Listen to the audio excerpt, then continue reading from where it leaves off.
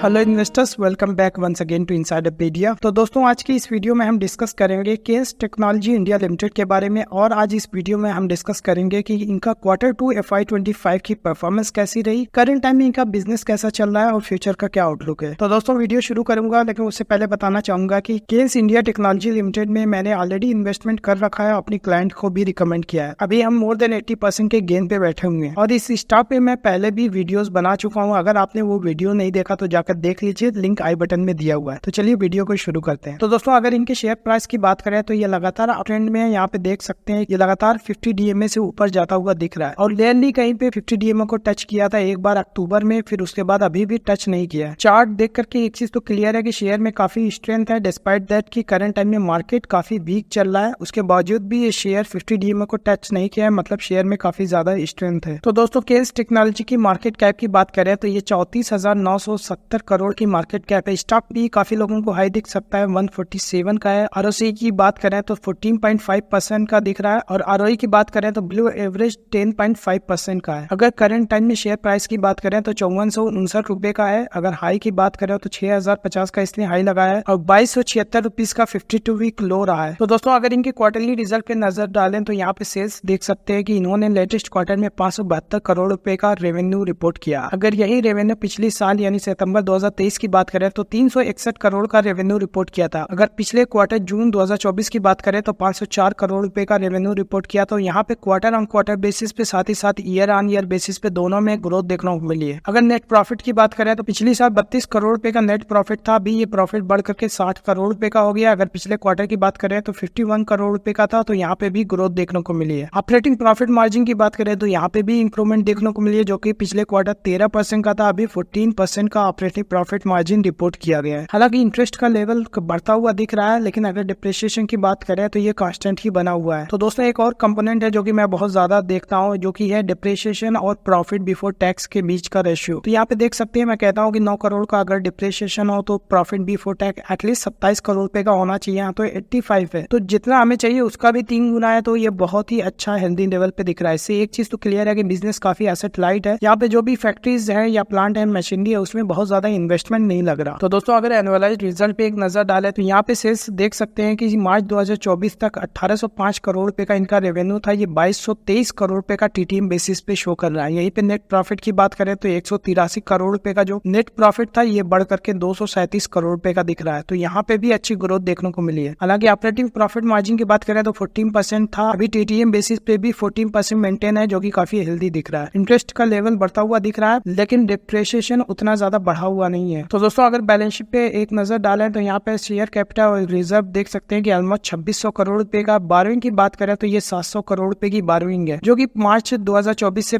Compare करें जो कि 323 करोड़ था। यहाँ पे डेट का लेवल डबल हो गया है। फिक्स्ड एसेट की बात करें तो 319 करोड़ का था, ये बढ़कर के 435 करोड़ का हो गया। मतलब कि कंपनी ने अपना एक्सपेंशन किया है। साथ ही साथ देख सकते हैं कि CWIP जो ये बताता है कि कंपनी के कौन से प्रोजेक्ट अभी चल रहे हैं, तो यहाँ पे 105 करोड़ रुपए का जो मार्च 2024 तक दिख रहा था, ये बढ़कर के 158 करोड़ रुपए का हो गया। मतलब कि 158 करोड़ रुपए के जो प्लांट एंड फैक्ट्रीज हैं ये अभी काम चल रहा है, अभी स्टार्ट होना बाकी है। तो दोस्तों, अदर एसेट्स पे एक नजर डालें तो इन्वेंट्री का लेवल देख सकते हैं कि ये बढ़ा हुआ है, 548 करोड़ से बढ़कर के 713 करोड़ का हो गया। ट्रेड रिसीवेबल की बात करें तो 356 से बढ़कर के 531 करोड़ रुपए का हो गया। कैश एंड कैश इक्विवेलेंट जो 1526 करोड़ का था वो घट करके 1212 करोड़ का रह गया। तो दोस्तों, अगर बिजनेस में ग्रोथ होती है तो इतना स्लाइटली, चाहे फिर इन्वेंट्री हो या ट्रेड रिसीवेबल, अगर बढ़ रहा है तो कोई बड़ा कंसर्न नहीं है। हाँ, अगर सेल्स 50% ग्रो कर रही है और इन्वेंट्री का लेवल 100% से ग्रो कर रहा है तो यहाँ पे एक चिंता का विषय हो सकता है। बट जहां तक बात करें केस टेक्नोलॉजी का तो ये काफी हेल्दी लेवल पे मेंटेन है। तो दोस्तों, रेशियो पे एक नजर डालें तो यहाँ पे देख सकते हैं कि डेब्टर डेज जो 74 डेज का था अभी 72 डेज का दिख रहा है। अगर इन्वेंट्री डेज की बात करें तो 191 दिनों का जो था वो घट करके 150 दिनों का हो गया। मतलब कि बिजनेस में कहीं ना कहीं ऑपरेशनल इफिशियंसी आ रही है। डेज पेबल की बात करें तो 103 दिनों का था, वो घट करके 99 डेज का हो गया और यहाँ पे भी ग्रोथ देखने को मिली है। अगर ROC की बात करें तो FY23 में ये 22% का था। अगर FY24 की बात करें तो 15% का ROC कंपनी ने रिपोर्ट किया है। हालांकि ये हिस्टोरिकली देखा जाए तो थोड़ा सा कम है, लेकिन यहाँ पे चूंकि कंपनी कई तरह के कैपेक्स कर रही है जिस वजह से इनका ROC कम दिख रहा है। तो दोस्तों, शेयर होल्डिंग पैटर्न पे एक नजर डालें तो यहाँ पे देख सकते हैं कि प्रमोटर्स की होल्डिंग कांस्टेंट ही बनी हुई है, जो कि है 57.75% की। FIs की होल्डिंग भी कांस्टेंट है, जो कि 14.92% की है। DIs की होल्डिंग ऑलमोस्ट 1% कम हुई है जो कि 16.07%, और पब्लिक की होल्डिंग थोड़ा सा बढ़ गई है जो कि 11.2%। तो ओवरऑल हमने देखा कि यहाँ पे डीआईज की होल्डिंग कम हुई है तो पब्लिक की होल्डिंग बढ़ गई है। एफआईज और प्रमोटर्स की होल्डिंग कांस्टेंट ही बनी हुई है। नंबर ऑफ शेयर होल्डर की बात करें तो 1,12,176 से बढ़ करके 1,56,829 हो गए हैं। तो ओवरऑल शेयर होल्डिंग पैटर्न में कोई मेजर चेंजेस देखने को नहीं मिला। तो दोस्तों अभी तक हमने केएस टेक्नोलॉजी इंडिया लिमिटेड का शेयर प्राइस देखा जो कि लगातार अप ट्रेंड में है। साथ ही साथ कंपनी की क्वार्टरली परफॉर्मेंस भी अच्छी रही जो कि वाईओवाई बेसिस पे और क्वार्टर बेसिस पे दोनों में ग्रोथ देखने को मिली है। साथ ही साथ आपने बैलेंस शीट में देखा कि डेट का लेवल थोड़ा सा बढ़ गया है जो कि पिछले साल 300 करोड़ का था, अभी 700 करोड़ रुपए का दिख रहा है। बट ओवरऑल बिजनेस में काफी अच्छी ग्रोथ हो रही है तो कोई मेजर कंसर्न नहीं है। और यहाँ पे हमने इन्वेस्टर वाले सेक्शन में देखा कि डीआईएस की होल्डिंग कम है बट पब्लिक की होल्डिंग बढ़ी हुई है, बट एफआईज और प्रमोटर्स की होल्डिंग कांस्टेंट बनी हुई है। तो ये कोई बड़ा मेजर कंसर्न नहीं है। तो दोस्तों अब आगे हम इस वीडियो में डिस्कस करेंगे कि मैनेजमेंट की क्या कमेंट्री रही, करंट टाइम में इनका बिजनेस कैसा चल रहा है, क्या नए इनिशिएटिव लिए जा रहे हैं और फ्यूचर का क्या आउटलुक हो सकता है। तो चलिए मैनेजमेंट की कमेंट्री को डिस्कस करें। तो दोस्तों सबसे पहले इनके बिजनेस ग्रोथ और फाइनेंशियल प्रोजेक्शन क्या है इसको डिस्कस कर ले। तो दोस्तों इनके रेवेन्यू और ग्रोथ टारगेट्स की बात करें तो इन्होंने बताया कि ये जो भी बिजनेस वर्टिकल्स में डील कर रहे हैं यहाँ पे हर तरह से ग्रोथ देखने को मिल रही है। और साथ ही साथ ये FY25 के लिए एक्सपेक्ट कर रहे हैं कि ये 3,000 करोड़ के रेवेन्यू माइलस्टोन को सरपास कर सकते हैं, जो कि काफी हेल्दी लेवल की ग्रोथ आने वाले 6 महीने में दिख सकती है। पहले 2 क्वार्टर की बात करें तो ये 500 और 600 मतलब 1100 करोड़ का रेवेन्यू किया है, और आने वाले 2 क्वार्टर में 1800 से 1900 करोड़ रुपए का मिनिमम रेवेन्यू का एक्सपेक्ट कर रहे हैं। मुझे लगता है कि आने वाला 2 क्वार्टर बहुत अच्छा जाने वाला है और इन्होंने मतलब कि H2 में काफी अच्छी ग्रोथ देखने को मिल सकती है। तो दोस्तों इनके EBITDA और ऑपरेशनल इफिशिएंसी की बात करें तो इन्होंने बताया कि FY25 के लिए इनका EBITDA 15% से भी एक्सीड कर सकता है, जो कि Q2 FY25 की बात करें तो ये 13.8% का इन्होंने रिपोर्ट किया है। तो यहाँ पे अगर टॉप लाइन की बात करें तो टॉप लाइन से ज्यादा बॉटम लाइन ग्रो करेंगे क्योंकि EBITDA मार्जिन इनका इंप्रूव कर सकता है और ओवरऑल प्रॉफिटेबिलिटी इंप्रूव हो जाएगी। अगर नेट वर्किंग कैपिटल डेज की बात करें तो यहाँ पे भी रिडक्शन देखने को मिल सकता है, जो कि 72 से 75 दिनों का ईयर एंड तक मेंटेन हो सकता है। तो दोस्तों FY25 के अगर वर्किंग कैपिटल डेज की बात करें तो ये 126 डेज का है, जिसको मैनेजमेंट एक्सपेक्ट कर रही है कि 72 डेज का हो जाएगा, मतलब कि यहाँ पे ROC काफी अच्छा इंप्रूव कर सकता है। तो दोस्तों ये कई तरह के एक्सपेंशन और इनिशिएटिव ले रहे हैं, क्या है चलिए डिस्कस कर लें। तो दोस्तों इनके की प्रोजेक्ट्स फैक्ट्रीज की बात करें तो इन्होंने स्मार्ट मीटर की फैक्ट्री जो है फेज 1 ऑपरेशन है तेलंगाना में स्टार्ट कर दिया है, और साथ ही साथ ओसेट फैक्ट्री का भी कंस्ट्रक्शन चल रहा है जो कि सानंद गुजरात में है। यहाँ पे एक्सपेक्ट कर रहे हैं कि FY26 में ये ऑपरेशनल हो जाएगा। इसके अलावा HDI PCB की मैन्युफैक्चरिंग स्टार्ट करने वाले हैं, यहाँ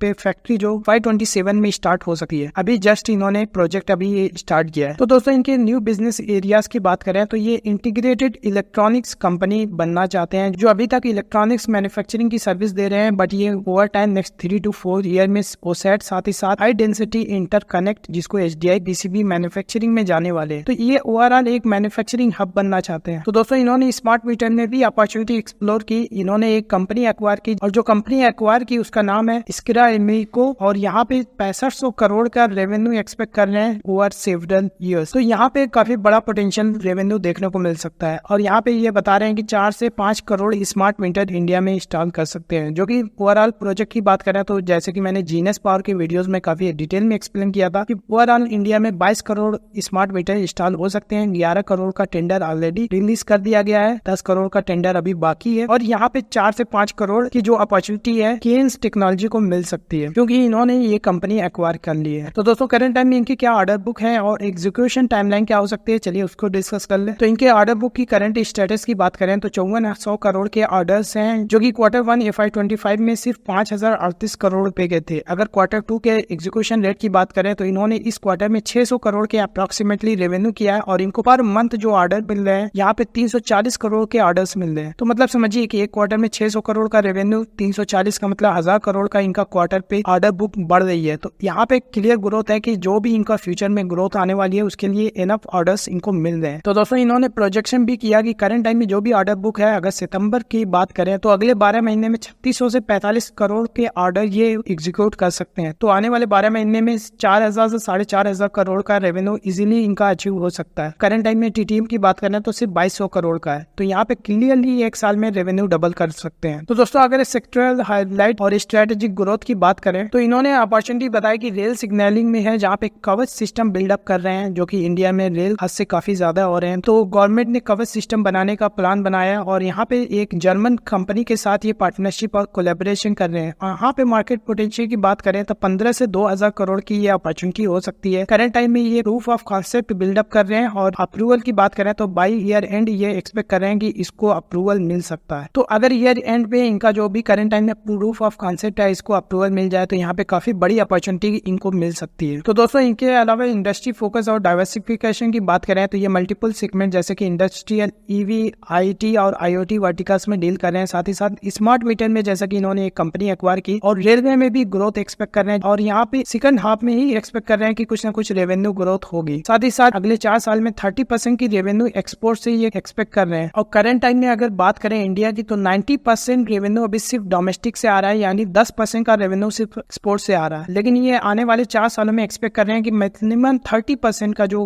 टॉप लाइन हो वो एक्सपोर्ट से है। तो दोस्तों इन्होंने लॉन्ग टर्म विजन और टारगेट्स भी दिया है, चलिए इसको भी डिस्कस कर लें। तो दोस्तों इन्होंने काफी एस्पिरेशनल गोल्स सेट किए हैं FY28 के लिए, जहाँ पे ये $1 बिलियन का रेवेन्यू एक्सपेक्ट कर रहे हैं। $1 बिलियन का मतलब 8000 करोड़ हो जाता है और करंट टाइम में TTM बेसिस पे इनका 2000 करोड़ के आसपास का रेवेन्यू है। तो ये आने वाले 3 से 4 सालों में रेवेन्यू में 500% की ग्रोथ एक्सपेक्ट कर रहे हैं और मुझे लगता है कि इस साइज की कंपनी के लिए काफी हाई ग्रोथ कंपनी हो सकती है। और ये स्टॉक का पी भी देख सकते हैं कि जो कि 147 का इतना हाई इसीलिए ट्रेड कर रहा है कि ये कंपनी आने वाले 4 सालों में अपनी रेवेन्यू को 4 गुना कर सकती है। अगर इस तरीके से ये एग्जीक्यूट करें तो ये हाई भी काफी रीजनेबल हो सकता है। तो दोस्तों केन्स टेक्नोलॉजी में फर्दर डिस्कशन करेंगे, लेकिन उससे पहले बताना चाहूंगा कि अगर आप कोई स्टॉक रिकमेंडेशन सर्विस देखना चाहते हो तो आप हमारे टेलीग्राम चैनल को ज्वाइन कर सकते हो, लिंक डिस्क्रिप्शन बॉक्स में दिया हुआ है। इसके अलावा हमारे पास व्हाट्सएप ग्रुप है, HNI सर्विस है, अगर आप उसके बारे में डिस्कस करना चाहते हो तो हमारे दिए हुए नंबर पे कांटेक्ट कर सकते हो। तो दोस्तों इंपोर्ट सब्स्टिट्यूशन और मार्केट ग्रोथ की बात करें तो मैनेजमेंट ने बताया कि करंट टाइम में 25 बिलियन रुपीस के इलेक्ट्रॉनिक्स इंपोर्ट होते हैं इंडिया में और कम से कम 50% जो है डोमेस्टिकली प्रोड्यूस होना चाहिए। यहाँ पे इंपोर्ट सब्स्टिट्यूशन की काफी बड़ी अपॉर्चुनिटी है। तो ये एक्सपेक्ट कर रहे हैं कि इंडिया में जो भी 25 बिलियन के इंपोर्ट हो रहे हैं इसको डोमेस्टिकली मैन्युफैक्चर किया जाए। और अगर ओवर टाइम की बात करें तो अभी तो काफी हाई ग्रोथ में है, जैसे कि ये हर साल डबल कर रहे हैं अपनी रेवेन्यू को, लेकिन अगर सस्टेनेबल ग्रोथ की बात करें तो ये आने वाला 5 से 10 साल काफी ज्यादा हाई ग्रोथ होने वाला है। उसके बाद भी 8 से 9% की ग्रोथ एनुअली मेंटेन हो सकती है। तो ओवरऑल अगर इंडस्ट्री को बात करें तो 10 साल तक तो अभी काफी अच्छी ग्रोथ है, जहाँ पे कंपनीज 50 से 60% तक ग्रो हो सकती है। लेकिन उसके बाद जो बेटर देन GDP ग्रोथ जो कि 8 से 9% होती है वो कंटिन्यू रह सकती है। तो अभी करंट टाइम में जो डिमांड है वो प्योरली